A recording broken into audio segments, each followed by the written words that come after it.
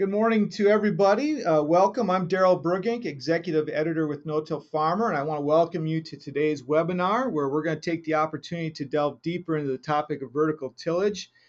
This is a controversial and really a very recently well-debated topic among no-tillers, primarily because by definition it goes against the principles of no-tillage. However, we are finding there are many readers of No-Till Farmer that are interested in whether this concept can be adapted to their farm to help them with some specific issues, perhaps residue management, and doing so without destroying the benefits they see from a no-till system. And also we have folks who are trying to move in the direction away from aggressive tillage more toward a no-tillage system. So it's really a concept that farmers need to better understand to make an informed decision on its value.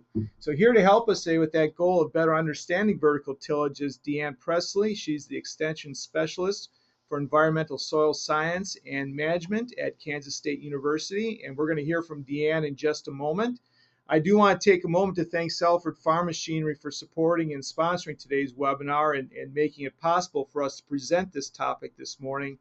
Salford has a broad range of seeding, fertilizing, and soil prep tools, and they have noted themselves that this subject of vertical tillage has been talked about quite a bit by farmers, looking at their independent series tools. So they do see farmers who are looking to either reduce the amount of tillage they're practicing or ways to maybe address residue interference issues in a way that is very least disruptive to the soil. So we want to thank the folks at Salford for sponsoring today's webinar. So with that said, I want to thank you again for joining us. I'm going to turn the controls over to Deanne. And good morning to you, Deanne. How are things in Manhattan, Kansas? Great. It's a beautiful day. Good. Well, thanks for doing this, and we're going to turn it over to you, okay? Thank you very much for the invitation, and thanks for everyone who's listening in this morning. I am going to give some overview of what vertical tillage is, the kind of the modern definition or what we are currently using as a definition, and I'm going to talk about some of our research, and I am going to give you a little introduction to Kansas and where our sites are located so that you can sort of understand how similar or different our environment would be for our research sites, because I have done all of my work in Kansas. So without further ado, I will get started. Okay, like I said, oopsie, let me go ahead. So I am a soil management specialist, and by definition that means the thing I get the most excited about is soil. So measuring the effect of our activities, farming activities on soils, whether that's a positive thing or a negative thing, and how that interacts with crops, yields particularly, but kind of the profitability of the whole system. So let's see. Here we go. Okay, so again, definitions, I'll get into that in a minute. We're going to talk about some of the implements. I have a lot of people that I discuss vertical tillage with, and they'll tell me, oh, we're up to 10 implements. Now we're up to 20 different implements. So there are a ton. I'm going to talk about some of the most common, and those for us are the more commonly used implements in Kansas and kind of in the surrounding states, Missouri and Nebraska particularly, but I do know that there are implements that have a little more popularity in other areas of the country. So I will be sticking to about 4 or 5 of them in my discussion. And like I said, I will show you some of the research we have going on and about, kind of this big debate, vertical till, no-till, which is better. And I will just say that as a university person, my job is really to evaluate and then share our information in a non-biased way. So that's always my goal. So vertical tillage, today, what are we talking about? Really, it's this shallow part, this shallow definition, the 0 to 3 inch kind of working depth maximum from the soil surface. There is deep vertical tillage, of course, and that is, I would say, usually as deep as needed. We might call that subsoiling or ripping. And I'm not going to talk about this much, but I do have a couple slides. Vertical tillage implements, again, focusing on the shallow ones. All of them cut and size residue, leaving it on the surface. So it is a form of conservation tillage because there is so much residue left on the surface. However, it is full width tillage. There is very little of the soil that's not disturbed. Again, these are blades, and we'll talk about spacings in a moment, but full width tillage is vertical tillage. And some level the soil, and we'll talk about which ones level and which ones don't. And seed bed preparation, and is there much weed removal? I get this one question from time to time. If you think of all the lists of why anyone would do tillage, weeds are definitely on that list, and particularly as herbicide resistance is a bigger issue. I heard one of our weed scientists from Kansas say just a couple days ago that Kansas might be leading the nation right now in herbicide resistant weeds, and that's because we're literally in the center of the U.S. So our weed pressures move from all different directions here. Okay, so again, deep versus shallow, we've all seen rippers, and here, okay, keep the curves, there we go, we'll get rid of that message. Deep versus shallow, and this would be one of the Salford blades, and so when I was at this trade show last winter, I was trying to get that just dead-on view of that, and so that's one of the Salfords. Salford is a little different than most of the other vertical tillage implements in that each blade is mounted on its own spring. So now down here, what does it say? Heavy loads are what we're trying to go after, curing the compaction from heavy loads with deep tillage. Again, deep is needed, but we're talking about 8 to 14-inch kind of depth, and that's really to go after heavy loads. That's what transmit that compaction so deep. And then traffic, whether it's from wheels or from hooves, is what is limited to that upper 6 inches. Okay, so we have an agronomist here at K-State who came to us from Illinois a few years back, and he had conducted a study at the Northwest Research Center, and I really like this study because he was simply evaluating, as we do, evaluating 5 different we call them tillage treatments. So so we have no-till, and then this one is a shallow, thorough incorporation, airway, shallow, minimal residue incorporation, and of course airway is it's definitely one of the vertical tillage implements. Now I haven't been evaluating this myself, but Eric did, in Illinois. Blue jet subsoiler and chisel plow plus Springfield cultivator pass. So the way this is kind of set up is maybe, definitely no disturbance. This is quite a bit of disturbance on the surface. Again, this is quite a bit of disturbance as well. Not a whole lot of residue left on the surface after that. Okay, so bottom line, this is a 5-year, I think a 6 growing season sort of average. And what happened with yield? Look careful at the axis here. This is 200 to a range of 220 bushels. No-till, we have 208 bushels or so, and no different from the airway. Then, up to chisel. Okay, so somebody might look at this, a tillage farmer might look at this and say, well, that, you're implying that this is the best.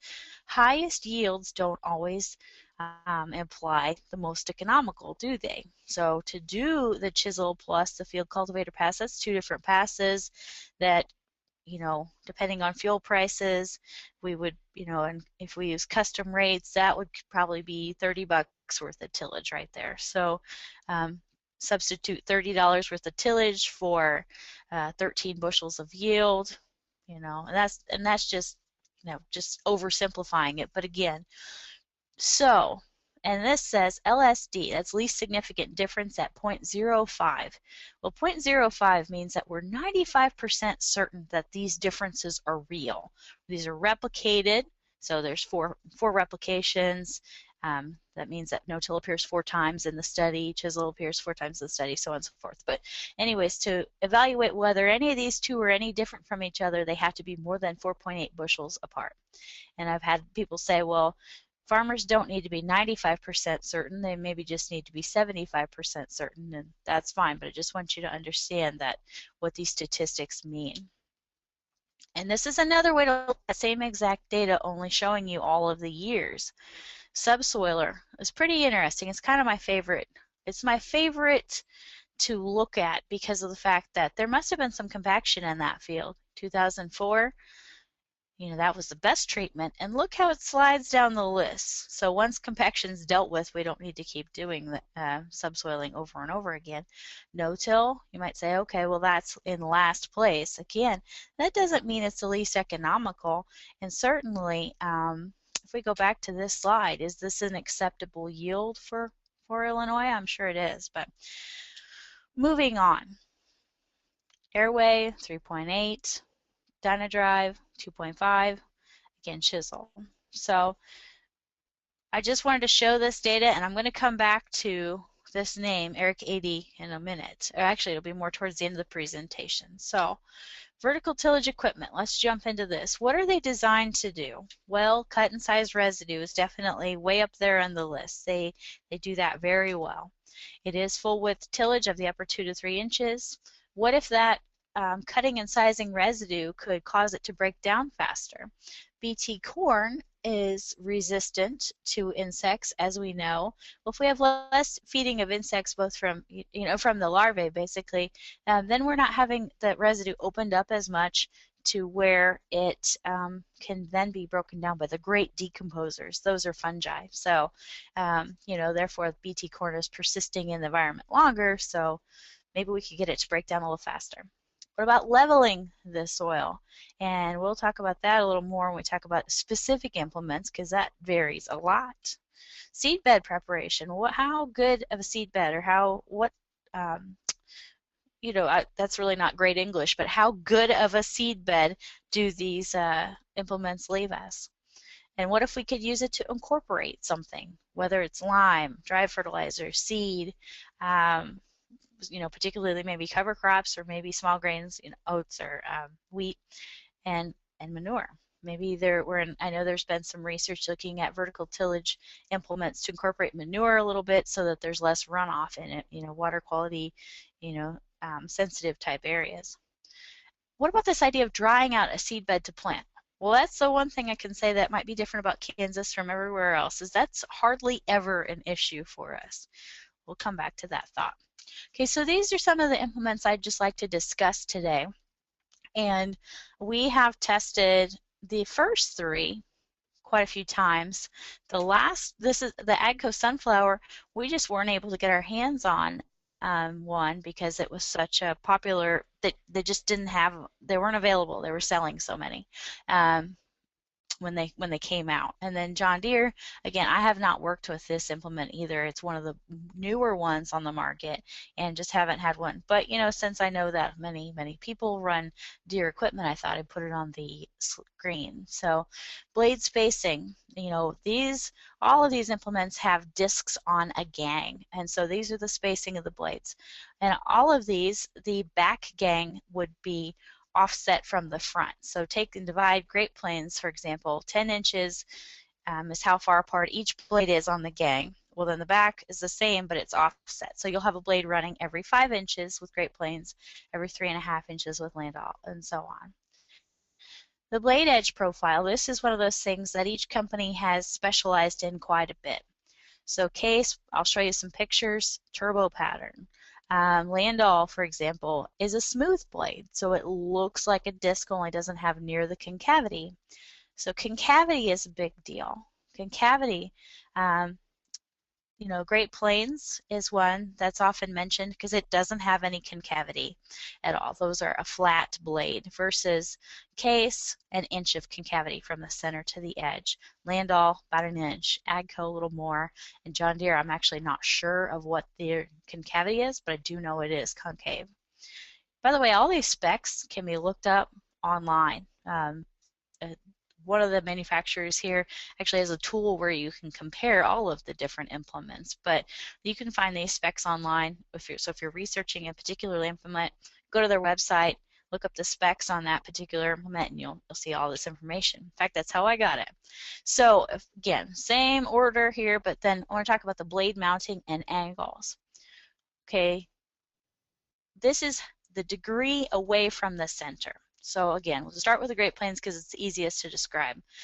These are straight rows, no angling at all. Compare that to a disc. A disc has kind of that X shape, right? So Case has 18 degrees both for the front and the rear, as does AGCO. Landau is a little bit flatter angle, 10 degrees still though, so it's noticeably not a straight gang.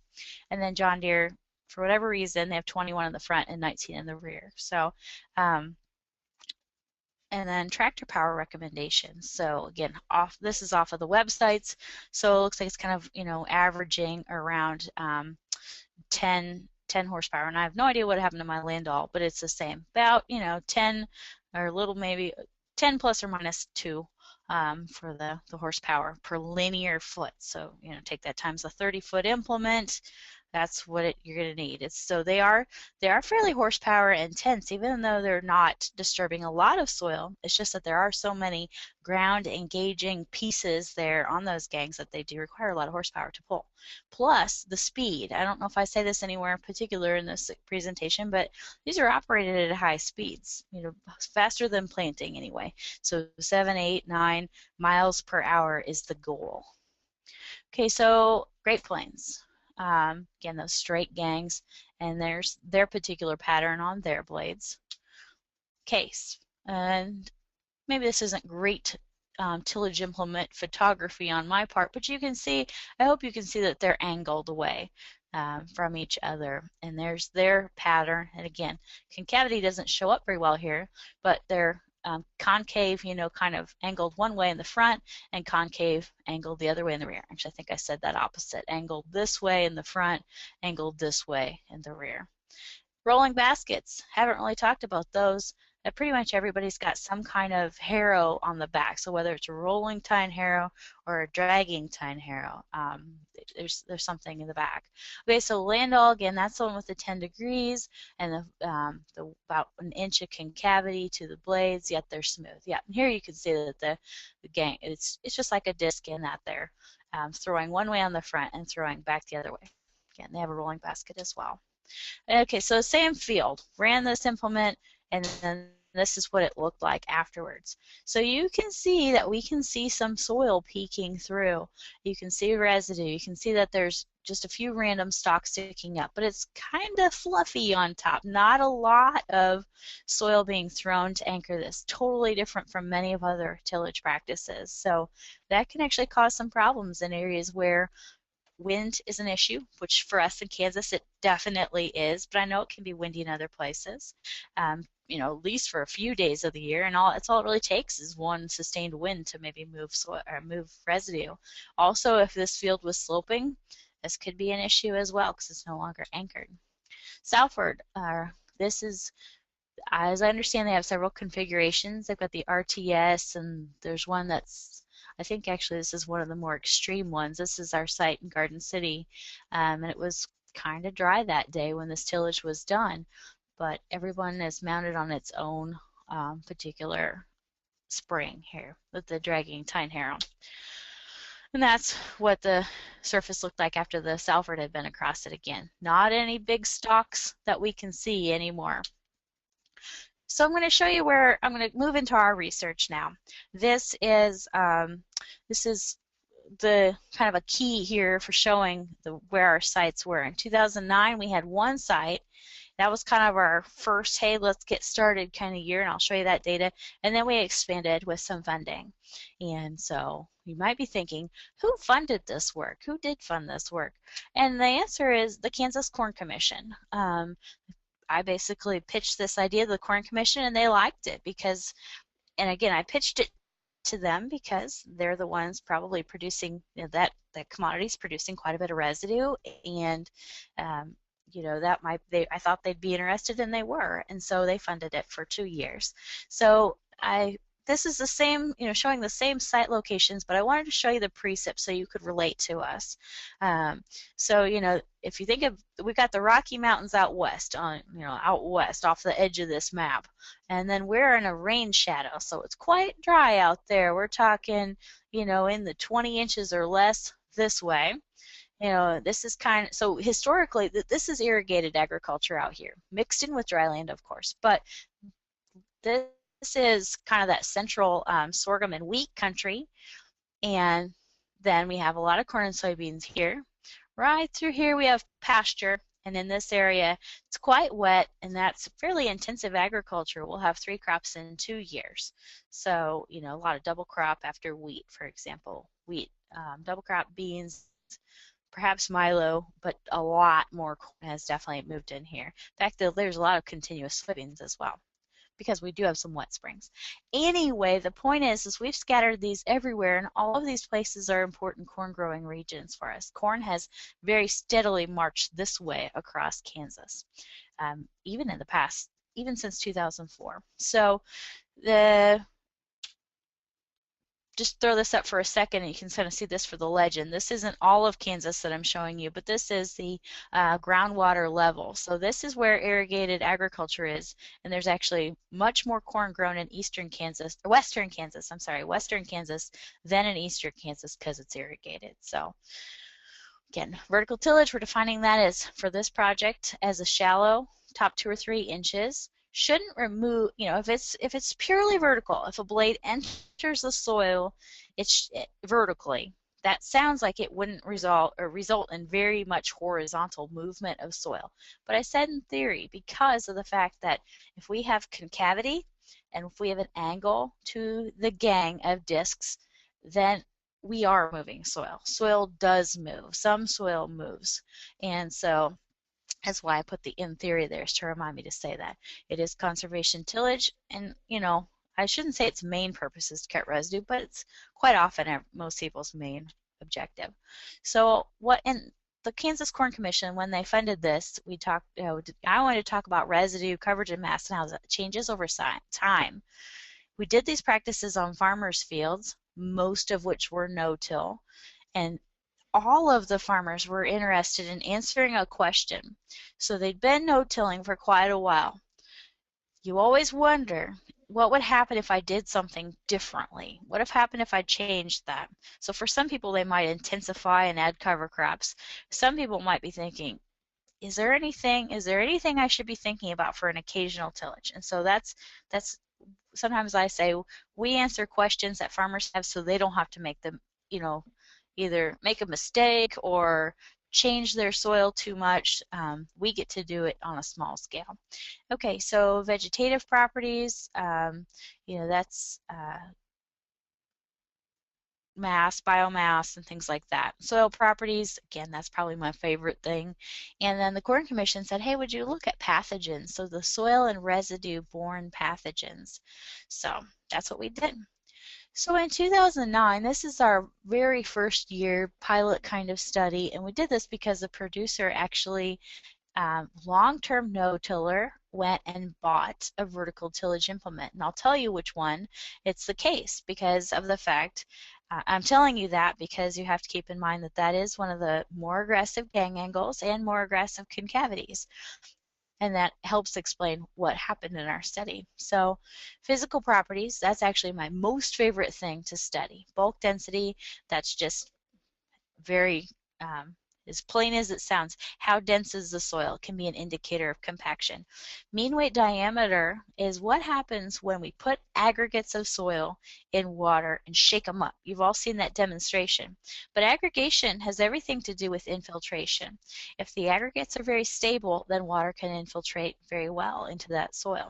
So for bulk density, just look at the top row with me for a second. 0 to 2 inches. That's the working width that working depth that we used for that study. And so vertical tillage 1.13, no-till 1.21. Now, you'd be like, what do those numbers mean? What they mean is this.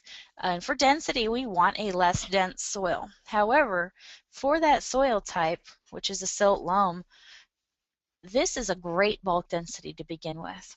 We loosened it a little bit, and in fact, this p-value, what that means is we're very certain, that's why I have it bolded, we're very certain that these two numbers are different.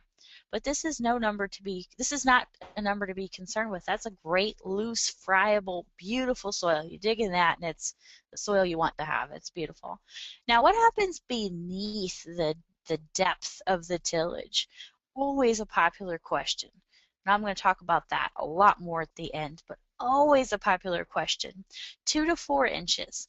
Okay, if we're talking about being beneath a concave disc, a concave blade, if you will, we know that if a blade is concave and lifting soil, there's actually an equal and opposite reaction. There's that force is being transmitted downward as well. Well, between the vertical till and the no-till, we haven't picked up a difference. That p-value being that big, that means that we are very certain that these are not different from each other. Both are more dense than what was above them, but both are the same. And we expect the very top 2 inches to be the loosest usually, unless they're very heavily trafficked, because of freeze and thaw and shrink and swell cycles that happen, several times a year. So that soil is generally the loosest. Down 2 to 4 inches, we can increase in density. Again, this is not any dent. This is not a dense soil. Mean weight diameter. This was different. This gets right at the question of, okay, if I till my no-till soil, what happens? This is one that can be affected quite a bit. And so you want a bigger value for this. This is kind of like having a better grade point average. You kind of want a better grade point average, right? Or you want your kids to have a better one to get into a better college. So 1.62 is significantly better than 1.44. And that translates immediately down here into infiltration. Man, I should have changed this for you guys into inches. And what this is about 1 inch per hour, and this is about 1.8 inches per hour. Divide these numbers by 25 and you'll get the value. So, 1.8 inches per hour versus 1 inch per hour. So that's really different. And so, again, it's what we want to keep in mind. This field has beautiful soil properties to begin with. So what did that do for yields? This was corn. 2009 they planted beans. No-till was 65.9, very good yield, and then vertical till was 67.1. And that is not a significant difference, meaning as a scientist, we would not, those two are no different from each other. So don't look at that and say, oh, that's what is that, a 1.2 bushel advantage? No, it's not. It really isn't.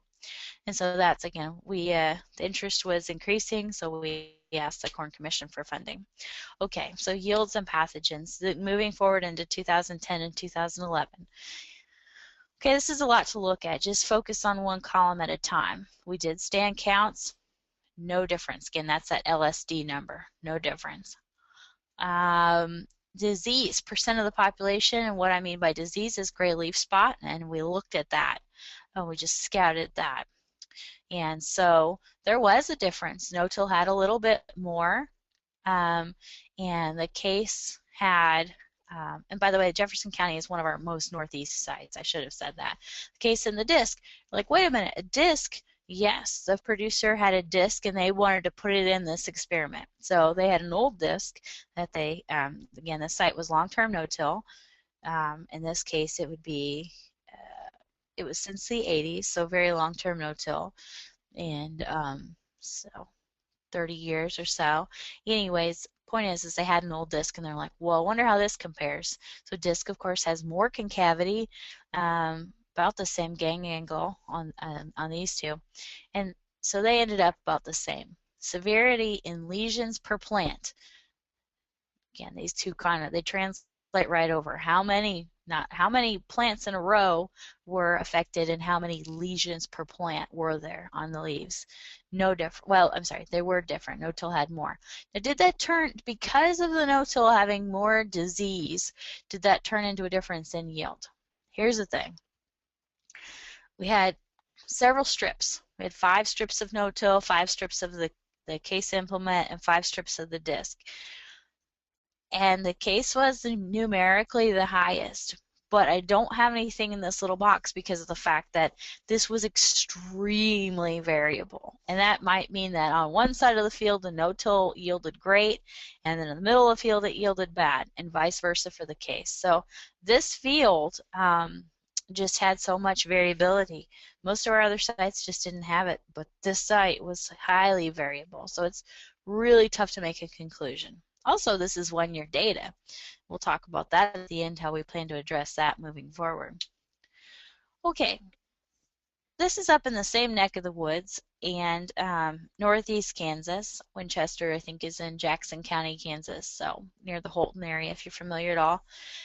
This is macrophomina, which causes charcoal rot. And charcoal rot, both corn and soybeans get that, so, you know, reducing the residue of either one of those might be a good thing, but it means corn and soybean country, it's a pretty big issue, especially if we get fluctuations in weather from wet to dry.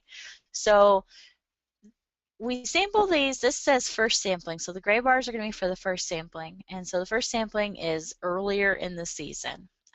Colony forming unit, what we do is we harvest soil, take it back into the lab, and plate it out. That means we grow it to see how much grows. And so it's always risky. Wonder if you'll see any difference. Well, the no-till had the most, again, most residue up on the soil surface in less contact with soil to be decomposed. Then disc was intermediate, and then case had the least. We tilled it. You'd think, okay, so that seems like a trend, right? Now I'll show you something else. The red bars are the second sampling. So mid-season, what happened? Well, now there's still differences. There's still treatment differences. Now the disc has the most, and no-till and case have the least. So it's really hard to draw a conclusion off of this because of the fact get that much variability. And I'm not showing every piece of data from every site because it would take forever, but I am pulling out the stuff that's more from eastern Kansas to show you today. So yields. These are all of the 2010 results in yields. I'm going to move into the soils in a minute, but the yields, I thought we'd kind of look at those right now. So this is 2010, Jefferson County. That was northeast Kansas. This, just thinking for a second out loud here. These are the yields. There's no differences. If there was statistical differences, we would see letters in a given column. So Jefferson County, no differences here. Marion County, no differences. Wilson County, this is an interesting site, and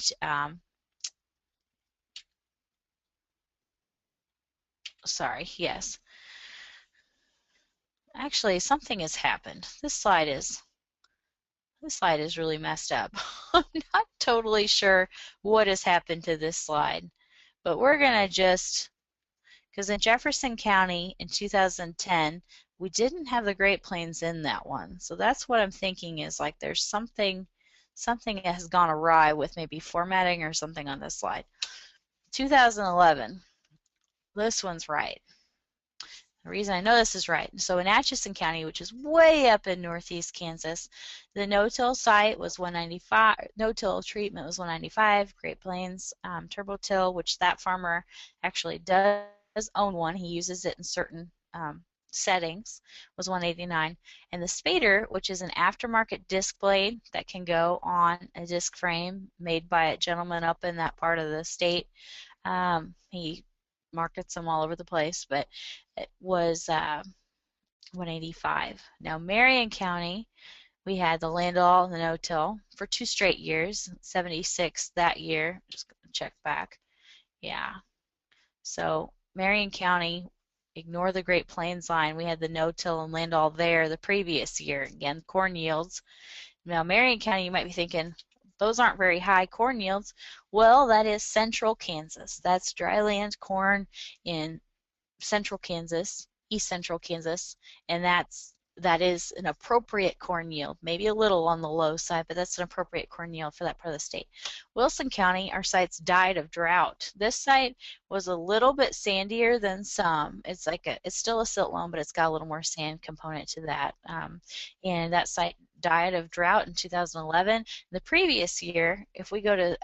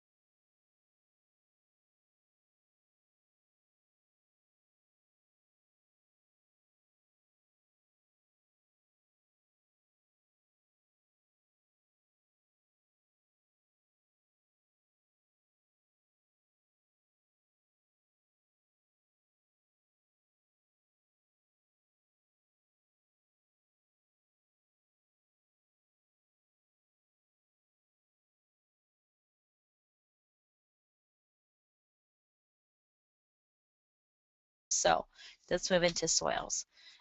Jefferson County, that's northeast Kansas. And this was on our July 19th sampling date. So we were out there in tall corn doing these measurements. And so no-till had more residue. It didn't have 100% residue coverage because this is a part of the state that gets 36, 37, 38 inches of rainfall. And no-tilled for a long time, we know that there's a lot of microbes in that soil, a large population and a healthy population, and they degrade residue. There's a lot of people that would even say that they have residue issues with residue lasting long enough because of the fact that it decomposes so quickly. And over here, the bulk density and the 0 to 2 inch depth. These are really low bulk densities. Being less than 1 is, you know, very incredible. These are all incredibly low bulk densities, but I think it's that shrink and swell action after we get a rain. Shrink, they swell and they shrink again, so it really loosens that surface. But there was a difference, and that no-till was a little denser. But normally this number would be closer to 1.3. So again, it's no issue to have it 0.96 versus these lower bulk densities.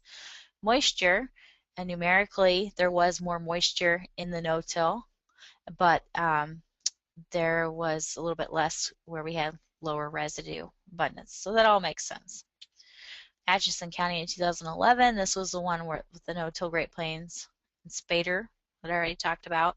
Percent residue, again, this was at be as you'd expect. The Spader blade is basically, it's a disc blade where some sides are cut off, so it has a kind of a pentagon shape, and so when it goes across the soil surface, it does bury quite a bit of residue. There's more residue incorporated, and so when we talk about percent residue, we're talking about what is on the surface. So it's burying residue, residue still there under the soil surface, but it's no longer on the surface. Bulk density, again, no difference here between these because there's no statistics after, you know, numbers after that or letters after that. Now bulk density, it increases from 0 to 2. Right at the 2 inch mark is often where we see that bulk density go up quite a bit, and no difference between those. Now the Great Plains blade is straight and the angle of the gang is straight. There's no angle. So again, we really wouldn't anticipate any density increase between the no-till and the Great Plains anyway. So, okay, so I'm going to get into doing some summary here. Then we'll move into questions. So in 9 out of our 10 trials, there was no difference statistically, and our exception was that year in Garden City. GC is Garden City. No-till yielded 12 bushel more than 3 vertical tillage implements. All of those grouped the same. And I always say higher yield doesn't necessarily imply more profit. There is a cost of doing every agronomic operation that we do, and so again, if something yields 3 bushels more than some other treatment, you have to decide, does that, first of all, is it a consistent yield? That's what the statistics tell us. Is it consistent? And also, is that profitable? What did it cost to get you 3 more bushels? Soil moisture was very consistently reduced for the upper 2 inches of soil with the tillage versus the no-till. Compaction, we didn't pick any up beneath the tillage passes, so at that 2 to 4 inch, there was never a difference for us between no-till and the any of the tillage implements.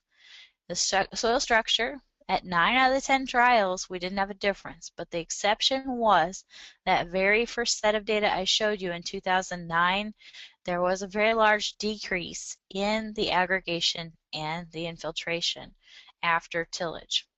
So why is that such an anomaly? Why didn't we pick that up anywhere else?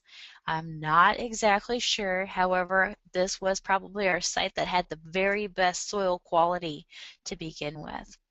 So not a consistent effect on soil properties. However, it can happen.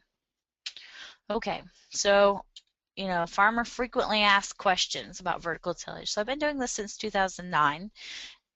I'll give you an anecdote myself. Why did I start doing this? I started doing this because as an extension specialist, my job is to serve the public. And one of the large groups is extension agents, both from Kansas and elsewhere. Extension agents were the first people to start asking, saying, hey, what is vertical tillage and do we have any research on that? And our answer was no, and there wasn't very much out there on the subject at all, not from public institutions. There's a lot from the different manufacturers, but there wasn't a lot from public institutions at all. Very little to speak of. And so I thought, well, that's why we did it. So see what happens, because there was so many questions. So farmer frequently asked questions are, I have some rough areas. Can it level the surface? Maybe think about between terraces on sloping ground. Maybe you see some rills. Will that level it? And I say yes, if there are concave blades that have an angle to the gang, an implement, the opposite type of implement wouldn't. Will it ruin my no-till soil to do a one-time tillage?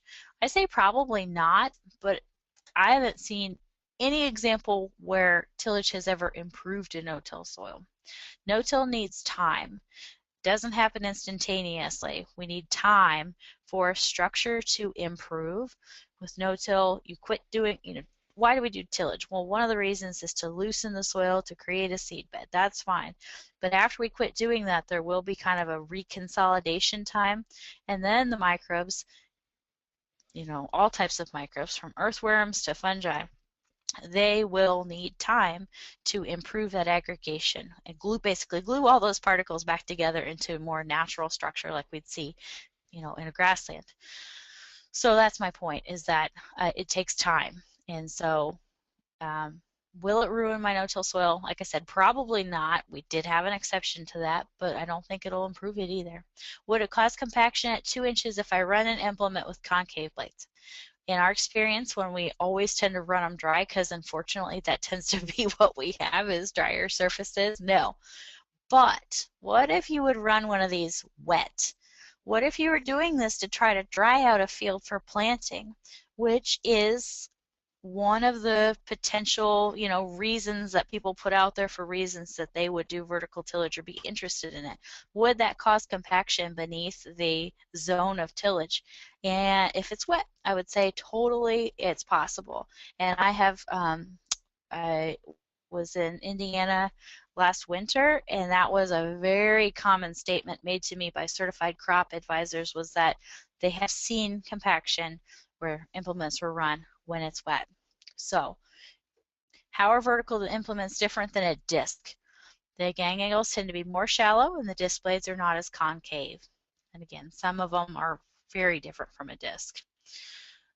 Now, it's all fine and good, but what about long-term research? So we do have a fairly new project here at K-State over in the Kansas River Valley Experiment Field, which is about an hour west of Kansas City on I-70. Just off of I-70, and we're using a Great Plains Turbo Max. That hasn't been in any of our studies previously, but it's kind of interesting because it has an adjustable gang angle. So you can run it straight, but if you needed to or wanted to, maybe I should say it the other order, wanted to or needed to, you could adjust those gangs with hydraulics and have a bit of an angle. The blades are still straight though. Okay, here's that experiment. Remember that name? Oh, I didn't put it in there. The agronomist in charge is Eric Adey, the guy that was formerly in Illinois. He came to us a few years ago and started working, and so he kind of set up a similar study, not the same treatments, but he has no-till. He has a fall subsoil and a Springfield cultivator, and fall vertical tillage using the Great Plains Turbo Max.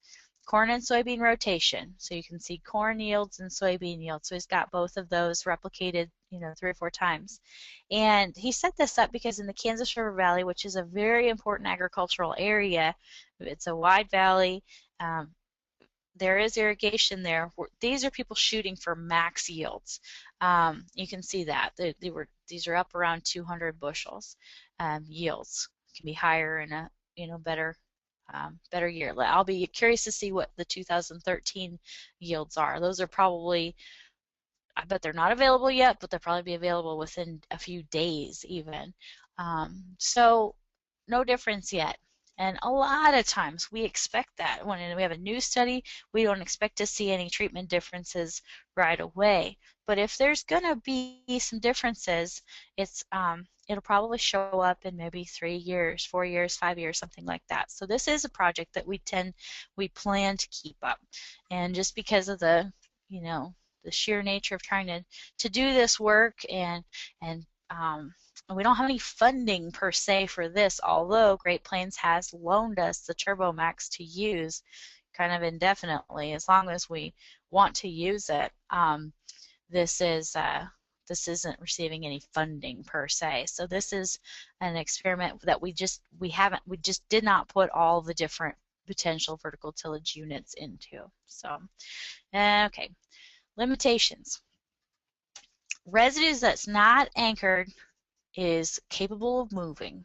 Wind and water. We had a really bad issue with, we did vertical tillage one night with the 3 or 4 different manufacturers involved, and that night we had 50-mile-an-hour winds perpendicular to the direction that we set up our plots. In other words, massive drifting of residue. It was a problem. And I've also had some I've had pictures sent to me where vertically tilled fields have had a lot of residue washed downhill. So that can be an issue. And the last pass rules, that's a Ken Ferry quote. I'm sure many of you know Ken Ferry quite well. And Ken Ferry says that because, and what he means is that we don't want to create a horizontal layer in the soil profile right before we plant. So that if we do that with a vertical tillage implement, say we try to do that on a wet day, where we didn't check how wet the soil was at the 2 to 3 to 4 inch type depth, it would be a bad deal if we put a horizontal layer in the soil right before planting. What does a seed bed look like? I haven't talked about that a lot, but that is a big issue. So if you are interested in a vertical tillage implement, and there are so many possibilities, I would, try to find a field where one has been demoed and see what you think. All of them leave different seed beds from each other. Just again, think about how the blades are set up, how the gangs are arranged. There's just a different soil, different appearance to that surface, different amounts of soft soil and hard soil down there at that 2-inch soil depth. And so the best way to do that is with a broom or a pair of leather gloves. Just brush that soil out of the way and get down there and see what the seedbed looks like after an implement's been run, say at the Farm Progress Show or Husker Harvest Days or some event like that.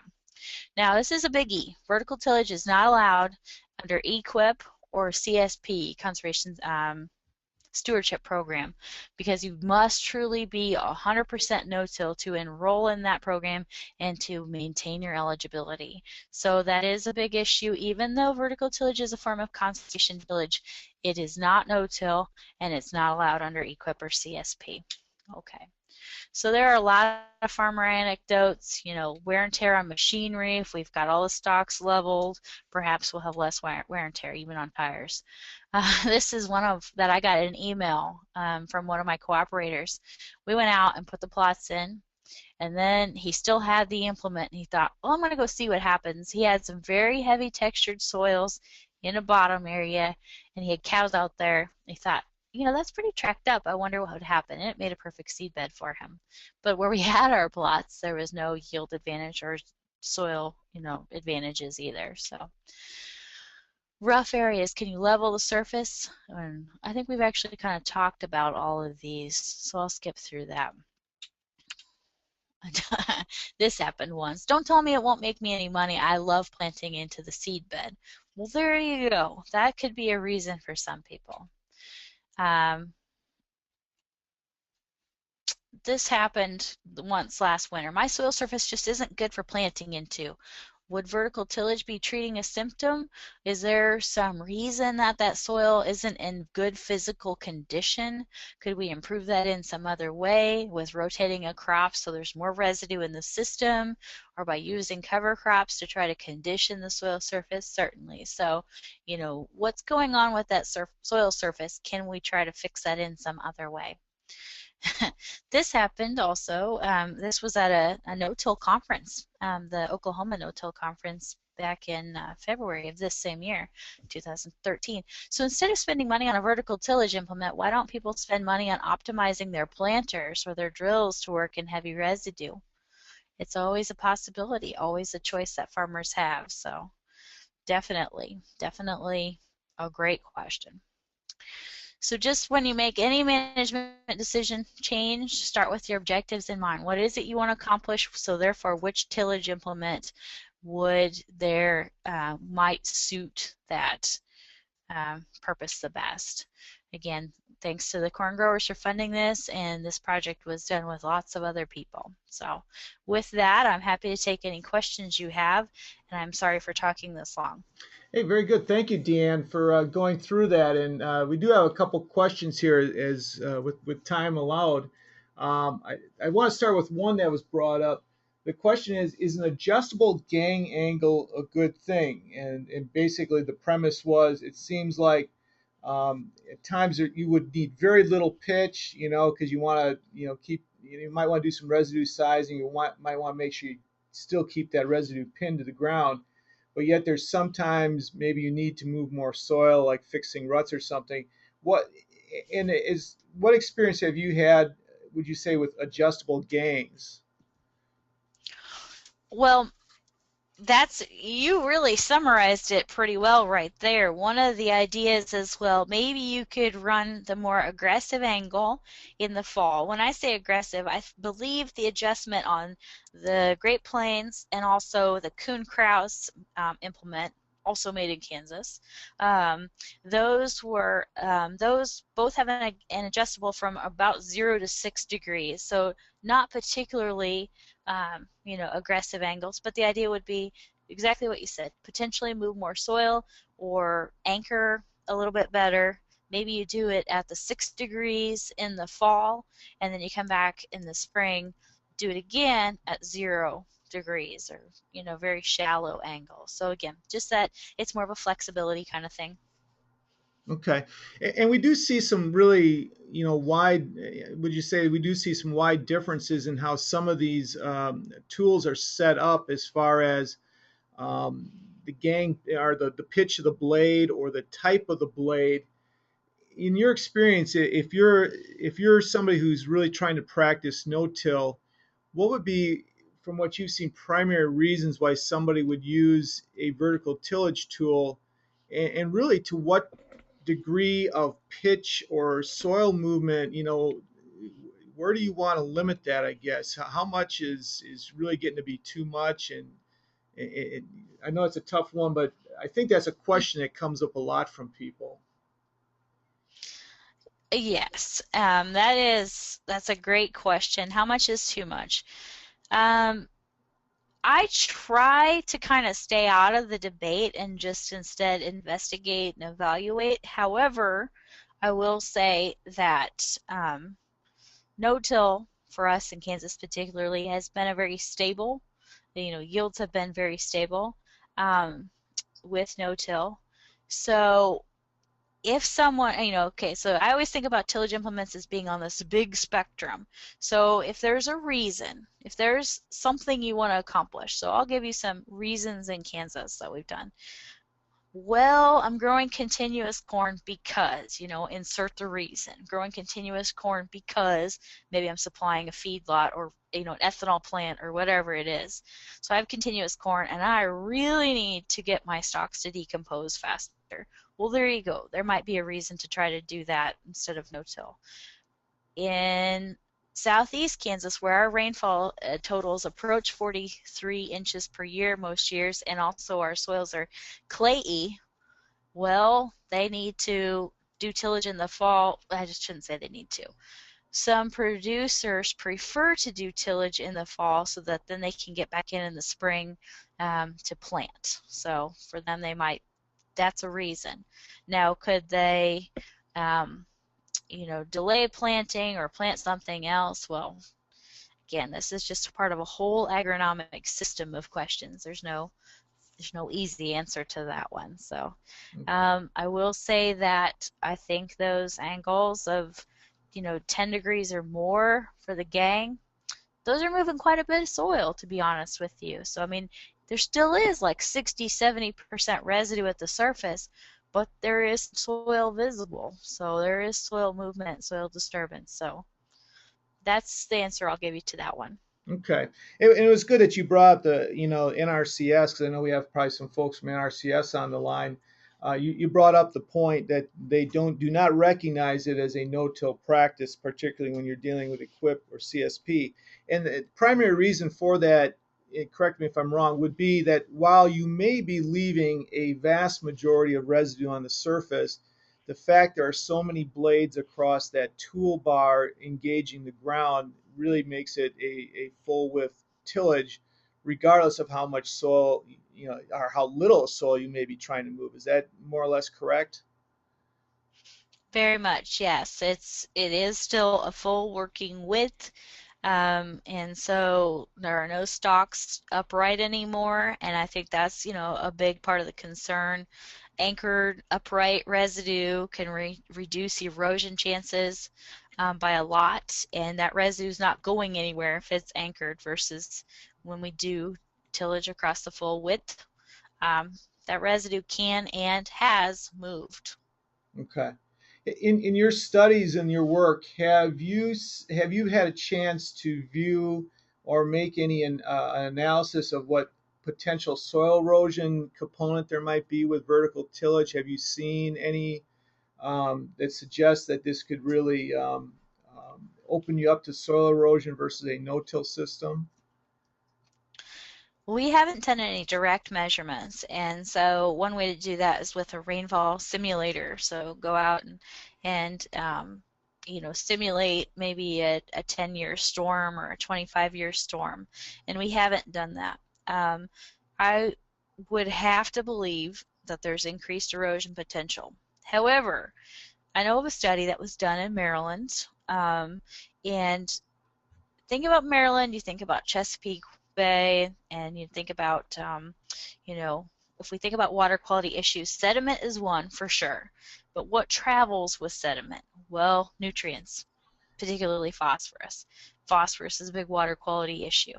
So sediments and phosphorus. Well, sometimes, what do we know about no-till and stratification of nutrients? We do know that there tends to be a stratification of nutrients near the surface, and that is because there's nutrients in residue. Residue decomposes on the surface, and yes, there are microbes that will take some of that back down. Earthworms will take some of that back down into the soil, but there's a lot of papers on stratification of phosphorus right up at the surface.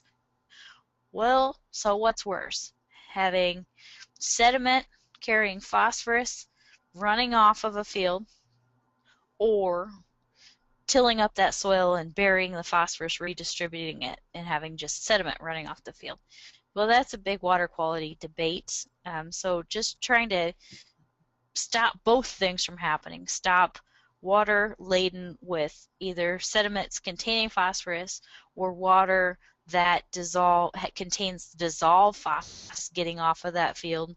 So that's where you get into structures. It's not just the practices on the field, but the structures on the edge of the field to prevent water and sediment from leaving. So again, I haven't really talked about that, but practices and structures have to go hand in hand for a conservation system to work well and to its maximum potential. We're going to see if we can slip at least one, if not maybe two more questions in here. But how about with what's your feeling on what it's doing to your microbial activity and life in the soil? With any opinions on that, or things that you've witnessed or been able to measure? We didn't measure that. 2010, 2011, that wasn't near as much on the radar screen as it became in 2012 and 2013.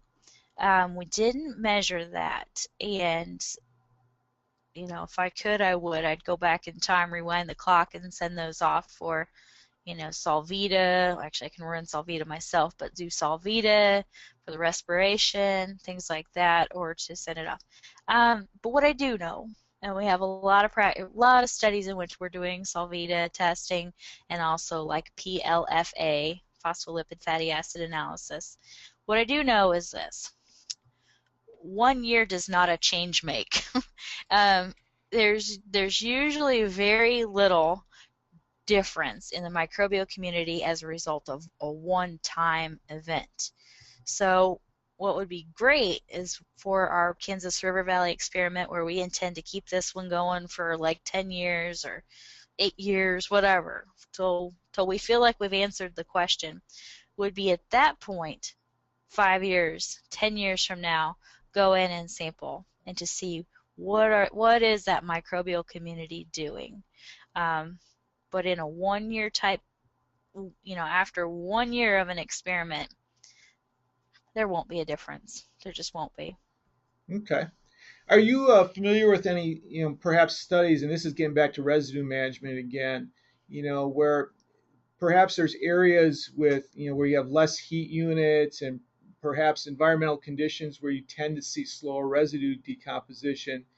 Have you seen any studies that would suggest in those areas where maybe some type of minimal, very minimal tillage with a vertical tillage tool might help with planting? Have you seen anything that would suggest, based on your environmental conditions, that this might be something that would be advantageous to you? Well, there's several ingredients that go into decomposition of residue. Temperature is one, rainfall is one, heat is one, and so, and carbon to nitrogen ratio of the residue itself. So I'm not super sure that incorporating residue is going to have a necessarily desired effect, because we do tillage, we lose water, and we need water to decompose residue, right? So if I'm not super sure that that would change much, because one tillage pass will reduce the soil moisture by a ½ inch to 3/4 of an inch just from one tillage pass. If they do multiple tillage passes, you can start to do multiplication of that number. So maybe, but I'm not really thinking so. Okay. Well, And by the way, you asked if you started off by saying, are there any studies? And I'm not familiar with any studies on that. okay.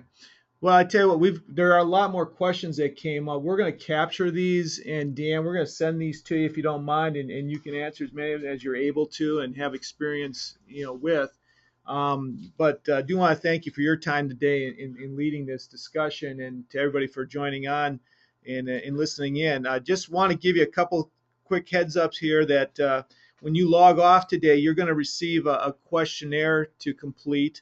And it's a simple, easy one, a small number of questions, and we're looking for your answers to help us determine the value of today's webinar, and it helps us, plan with future webinars too from a content standpoint. And second, I know some of you may want to go back and listen to the replay. There's some things you want to hear again. We will be making that available shortly, so that you'll get an email. In the email, we'll have a link to it so that you can easily go back and access it if you'd like. And again, we mentioned any other questions we got here, we're going to get those off to Deanne and let her answer them as quick as she's able to. So I do want to thank Deanne. Thank you for leading the discussion. I also want to thank the folks at Salford for sponsoring this vertical tillage webinar. It's a really a topic of that's been debated quite a bit, and judging by the numbers of people who registered today, it is something they are thinking about, want to understand a little bit more, and so we thank Salford for sponsoring this. And I also want to thank Cole Vandermouse, our we call him our marvel of technology around here, for helping us steer through this all. So really, hey, everybody have a great day. We hope that your harvest is running smoothly for you, and we'll look forward to seeing you again soon. So long.